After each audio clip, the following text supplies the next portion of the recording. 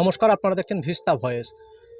আগামীকাল বৌদ্ধ পূর্ণিমা তথা বৌদ্ধ জয়ন্তী, আর সেই উপলক্ষে একেবারে দামোদরের চর সেজে উঠেছে বৌদ্ধ মূর্তিতে। আমরা কথা বলবো এই বালু শিল্পী রঙ্গারাজীবের সঙ্গে। তিনি কি জানাচ্ছেন শুনবো।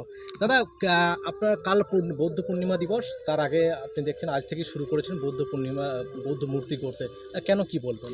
দেখুন, আমরা কাল 12ই মে গৌতম বুদ্ধদেবের জন্মদিন, বৌদ্ধ পূর্ণিমা। এই উপলক্ষে আমরা চারিদিকে যেদিকেই তাকাচ্ছে, আমাদের ভারত বলুন, পাকিস্তান বলুন, ইসরায়েল বলুন, চারিদিকে যুদ্ধ রব কিন্তু কন্টিনিউ চলছে। তো মানুষ কিন্তু এখন চায় না যুদ্ধ, আমরা চাই শান্তি। তো এই শান্তির প্রচার কিন্তু আমাদের গৌতম বুদ্ধ করে গেছিলেন। প্রথম তিনি রাজধর্ম ত্যাগ করে এসে শান্তি প্রতিষ্ঠা করে গেছিলেন। শান্তির জন্য তিনি ধ্যান করতেন এবং তার নিজস্ব জমিদারি ত্যাগ করে গেছিলেন। তো আমরাও সেই বুদ্ধের অনুপ্রেরণিত সমাজকে একটা বার্তা দিতে চেয়েছি যে মানুষ যুদ্ধ বিগ্রহ বাদ দিয়ে যাতে মানে শান্তি প্রতিষ্ঠিত হয়। তো কালকে সেই উপলক্ষে আমরা প্রায় 15-20 জন আর্টিস্ট আমাদের এখানে নেচার অফ দ্য ক্যানভাসের ব্যানারে আমরা করছি। এখন এখানে শুরু হয়েছে আমাদের মেন প্রোগ্রাম। কালকে আমরা আজ থেকে কিন্তু শুরু করে দিয়েছি।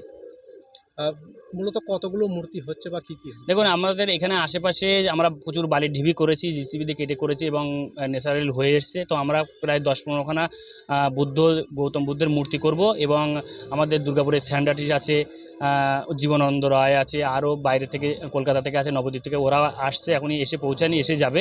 তো আমাদের প্রধান মেটেরিয়ালস আছে স্যান্ড, যেটা আপনারা বাইরে দেখেন বিভিন্ন জায়গায়, উড়িষ্যা, পুরী যে স্যান্ড আর্টগুলো চলে, সেটা আমরা বর্ধমানে আমরা কিন্তু আমাদের নিজের মতো করে করছি, এটা তৈরি করছি।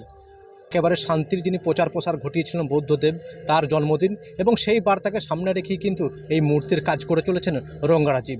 পাশাপাশি তিনি যেমনটা জানালেন যে এখানে তার সহকর্মী যারা আছেন, বিভিন্ন রাজ্যের বিভিন্ন প্রান্ত থেকে তার সহকর্মীরা এসে হাজির হবেন এই দামোদরের বালুচরে, এবং সেখানে এসেই তারা কিন্তু বৌদ্ধর যে মূর্তি, সেই মূর্তি তারা কিন্তু প্রচুর তৈরি করবেন এবং একেবারে এই প্রাকৃতিক ক্যানভাস অর্থাৎ বালির চরে একেবারে সেজে উঠবে বৌদ্ধ পূর্ণিমার বৌদ্ধর মূর্তি দ্বারা।